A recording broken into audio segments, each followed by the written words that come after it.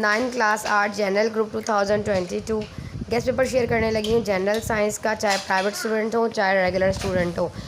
जी जनाब, आपको पता है कि 40% सिलेबस आपका आया के अकॉर्डिंग एमसीक्यूज़ के अकॉर्डिंग आपका पेपर आएगा, मतलब 40 और 20 का रेशियो होगा। इट मीन्स कि आपके पास 40% जो है वो एमसीक्यूज़ होंगे, मतलब 30 नंबर के एमसीक्यूज़ होंगे। 30 नंबर का जो है वो शॉर्ट क्वेश्चन आंसर्स का सेक्शन होगा और लॉन्ग आपका 15 नंबर का होगा, मतलब 20%।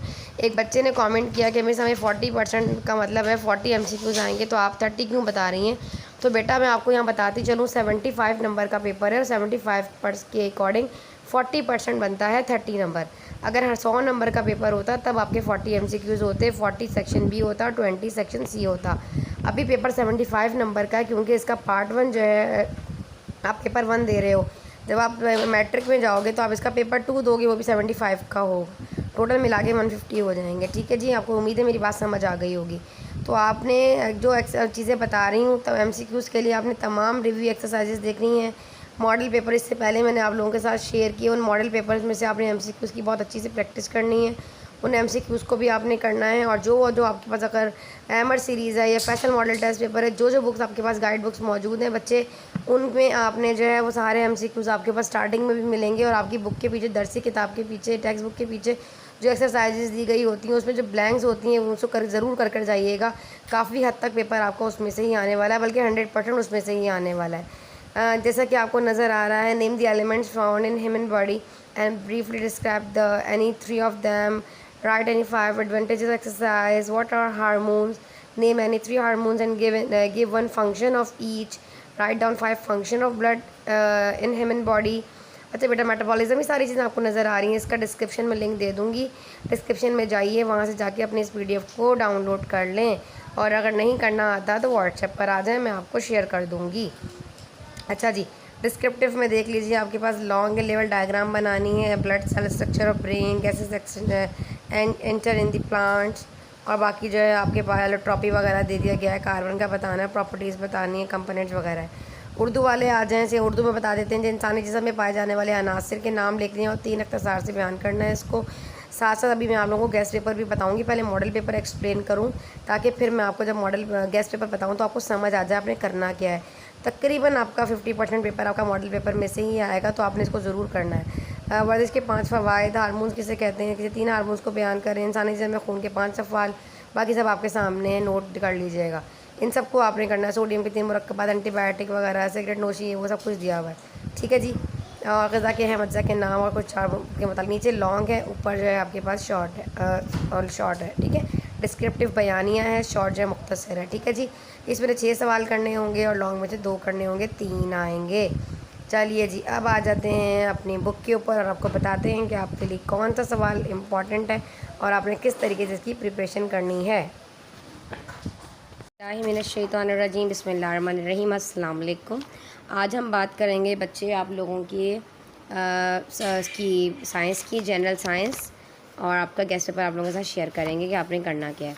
जैसा कि आपको सामने नज़र आ रहा है, मेरे पास फैसल मॉडल टेस्ट पेपर, आपके पास जो है सीरीज़ एमर सीरीज़ वगैरह जो आप उसके अकॉर्डिंग कर सकते हैं।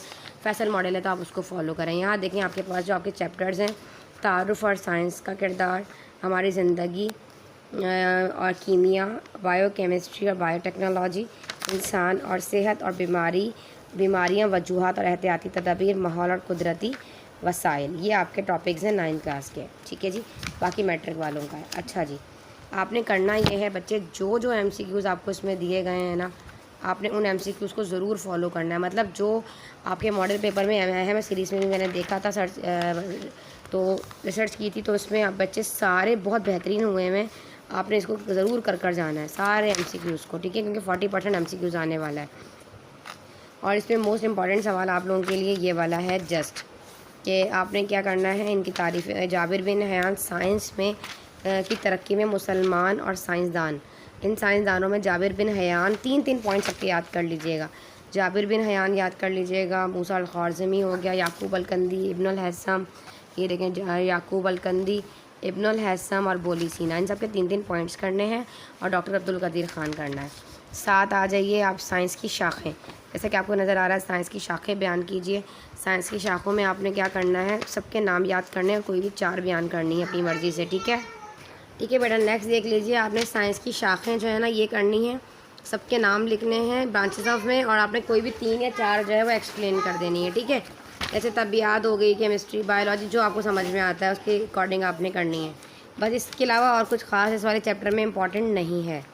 अच्छा, जो जो बताई थी जा रही हूँ, अगर आप ये भी फॉलो कर लेते हैं ना तो इंशाल्लाह ताला आपका बहुत अच्छा कवर हो जाएगा। और ये जो एक्सरसाइजेज होती हैं जैसे कि MCQs दिए गए हैं आपकी दरसी किताब में होते हैं, ये सारे बुक्स के पीछे मौजूद हैं, इनके आंसर्स भी होते हैं, सही गलत हो गए, ठीक है, सारे आपने करने होते हैं। अब हिस्सा हमारी ज़िंदगी और कीमिया, आवर लाइफ एंड केमिस्ट्री, इसमें भी सारे MCQs आपने करने हैं। MCQs को तो आपने बिल्कुल नहीं स्किप करना, सारे MCQs आपने कर जाने हैं। अच्छा देखिए, आप खुद हिसाब लगाएं कितने कितने MCQs हैं, 60 70 MCQs है, और क्या चाहिए। अच्छा, ये वाला सवाल इम्पॉर्टेंट है। इंसानी जिस्म में हम इंसानी जिस्म बनाने वाले मुख्तलिफ अनासिर की एक लिस्ट बनानी है कि ऑक्सीजन होता है, कार्बन है, हाइड्रोजन का रेशो भी कर सकते हो कि इसका रेशो कितना है, तकरीबन 65% है, 18 है, ऐसे। ठीक है, यहाँ तक समझ में आ गया। अच्छा, ज़िंदगी की तश्कील वाले 4 बुनियादी अनासिर कौन कौन से हैं? Oxygen, hydrogen, nitrogen and carbon. ये वाला सवाल मोस्ट इंपॉर्टेंट है। बहरूपियत की इस्तिलाह का क्या मफहूम और कार्बन की बहरूपी इश्काल, तो इसका सवाल ऐसे बनकर आएगा जो कि आपके मॉडल पेपर में भी है। पॉलीमराइजेशन एंड एलोट्रॉपी, बहरूपियत क्या है, मतलब एलोट्रॉपी क्या है, और कार्बन की बहरूपी इश्काल बयान करनी है। जो कार्बन है ना, इसकी बहरूपी इश्काल बयान करनी है कि नाम लिख रहे हैं कि कार्बन की बहरूपी का इश्काल कौन कौन सी हैं। 3 की खसूसियात करें और तीनों के इस्तेमाल बयान करें।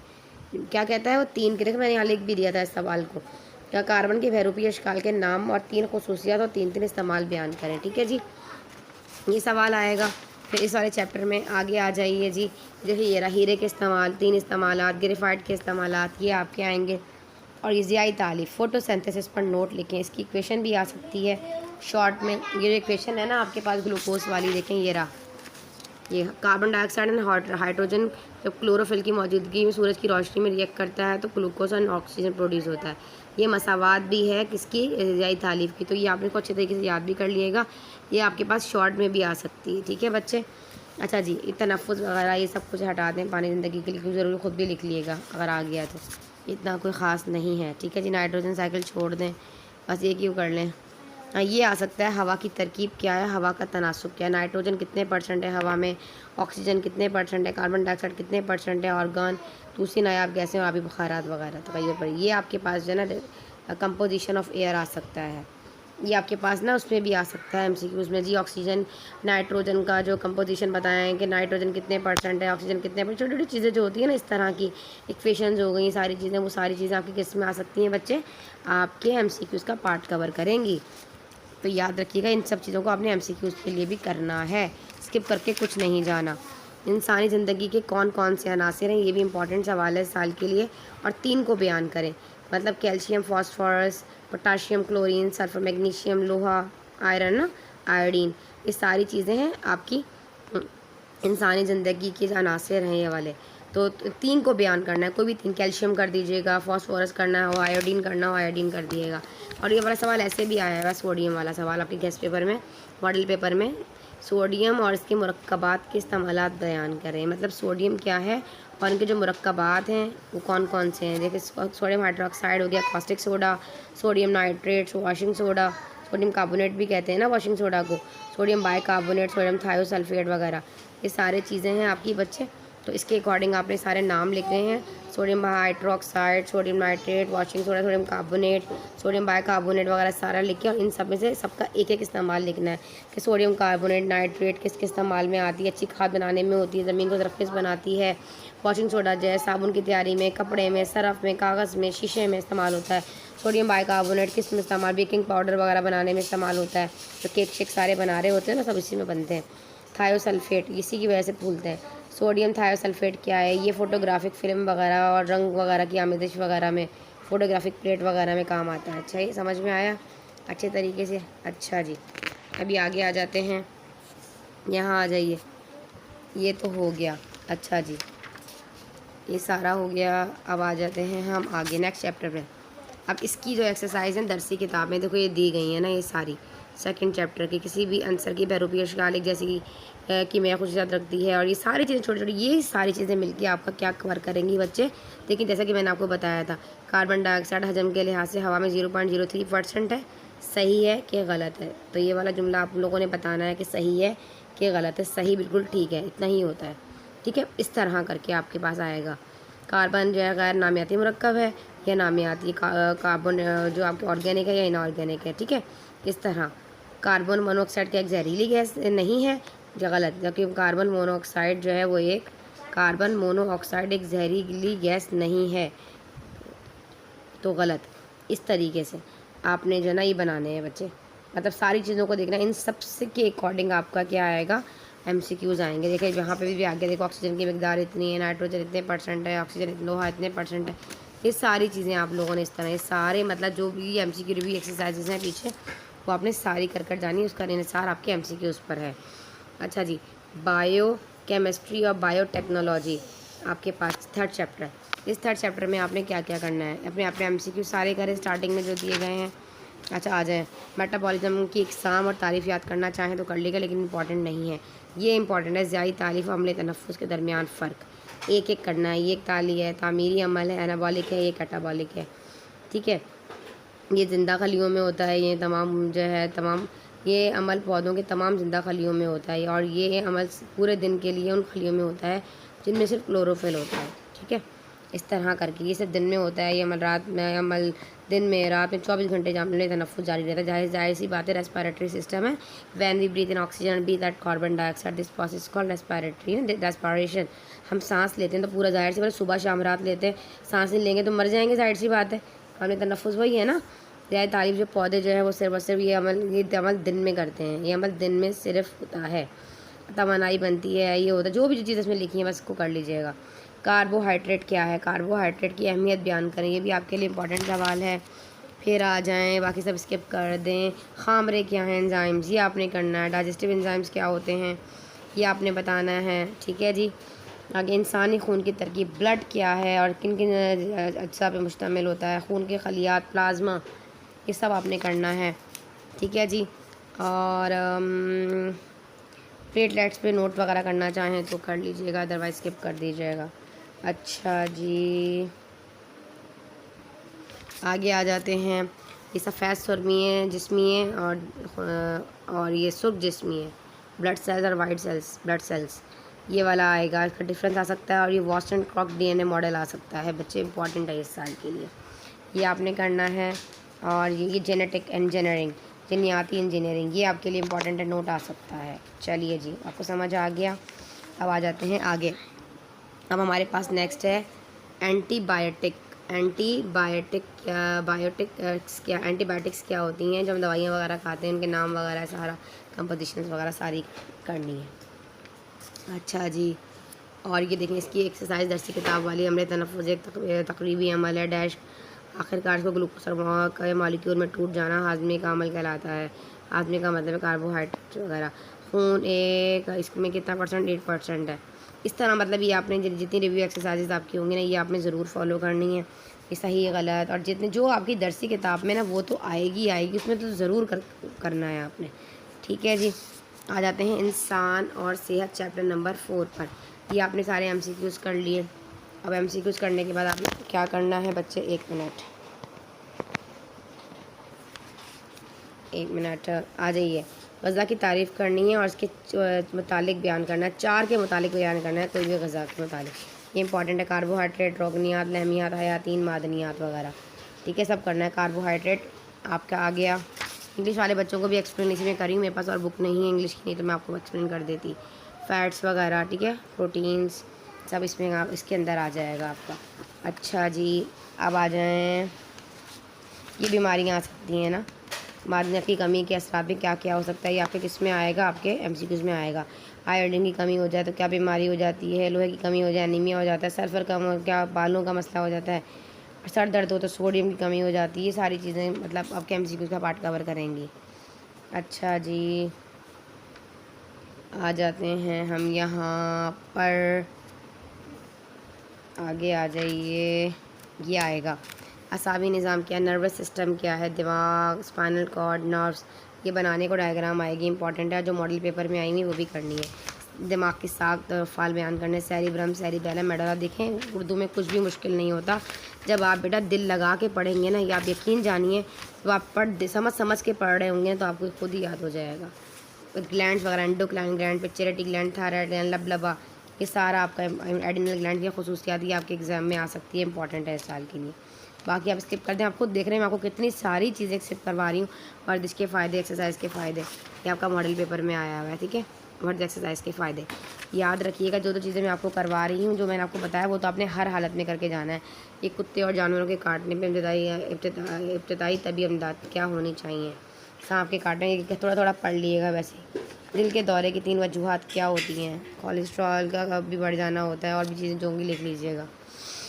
अच्छा जी, इसके दरसी किताब की सारी ये वाली ब्लैंक्स वगैरह सारी चीज़ें जो इसके पीछे पीछे आई हुई हैं वो सब आपने करके जाना है, अगर आपने पूरे नंबर लेने हैं। इंशाल्लाह जब आप पेपर करके निकलेंगे तो आप दुआ देंगे, जो मैंने बताया था 100% वही आएगा। डिजीज़ कॉजेज़ एंड प्रिवेंशन, बीमारियाँ, वजूहात और एहतियाती तदाबीर, चैप्टर नंबर 5। ये आपने MCQs कर लिए सारे, पढ़ा इसको। फिर आ जाएँ यहाँ पर, वायरस क्या है, वायरस कौन कौन सी बीमारियाँ फैलती हैं, ठीक है, ये सारी आपने करनी है। अच्छा जी, एड्स क्या है ये बताना है इस वाले में। इसमें भी काफ़ी मैंने कुछ आपको स्किप करवाया। ये वाला सवाल है, हेपेटाइटिस क्या, इसके कितनी इकसाम है, ठीक है जी। और बीमारी पैदा करने वाले जानदार का नाम बताएं और एहतियाती इक़दाम, ठीक है। Hepatitis A B C D whatever जो भी हैं, इनका थोड़ा थोड़ा याद कर लीजिएगा। याद क्या करना है, पढ़ना ही तो है इसमें, ठीक है जी। आप लोगों के मुकाबले साइंस के स्टूडेंट्स हैं बेटा, उनका बहुत कुछ होता है, आप यकीन जानिए इतना बड़ा बड़ा सिलेबस होता है। अगर ये सिलेबस उनकी हो तो बाएं दाएं हाथ का वही बात है, बाएं हाथ का खेल है।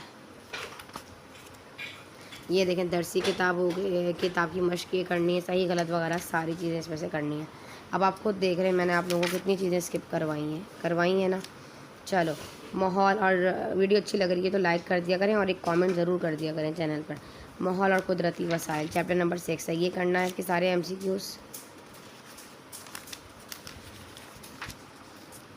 माहौल से क्या मुराद है और कुर्रा हवाई गैसों से मिलकर बनती है, शॉर्ट में बयान करना है, इतना बड़ा नहीं है, शॉर्ट क्वेश्चन आंसर्स है। इनका तनासुब करना है। वो कुर्रा हवाई जिनमें मिलकर बनती है, नाइट्रोजन 78% होता है, ऑक्सीजन 21% होती है, कार्बन डाइऑक्साइड 0.03% होती है, रेशो में पूछ सकता है, ठीक है जी।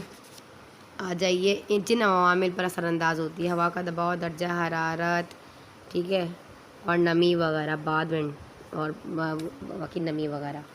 अच्छा जी, आलूदगी क्या है, आलूदगी जो है मटेरियल आलूदगी, मादी आलूदगी, गैर मादी नॉन मटेरियल आलूदगी, ये आपका आ सकता है 9 वालों का, ठीक है जी। बाकी सब स्किप कर सकते हैं आप, नो प्रॉब्लम। अच्छा जी, ये आ जाए तवानाई के ज़राए, पानी, बिजली, हवा और सूरज की रोशनी, पानी, बिजली, हवा और सूरज की रोशनी, ये आएगा।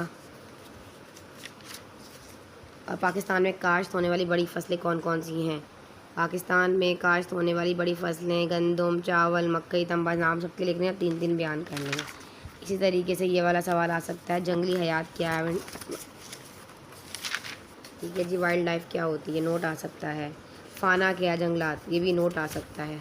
अच्छा जी, पाकिस्तान में फ़ाना की अहमियत देखिए मैंने ऑलरेडी लगाया हुआ है पहले से। अच्छा जी, ओज़ोन लेयर डिप्लेक्शन क्या है, ग्लोबल वार्मिंग क्या है, बस ये करना है। दरसी किताब की सारी वो करनी है आपने। अच्छा जी, आ जाते हैं अब हम, ये बस इतना ही है आपके चैप्टर 6 ही चैप्टर्स थे जी। स्टूडेंट वीडियो अच्छी लगी तो लाइक कीजिए, चैनल को कीजिए सब्सक्राइब। मिलते हैं इस तरह की हेल्पफुल वीडियोज़ के साथ, जब तक के लिए अल्लाह हाफ़िज़।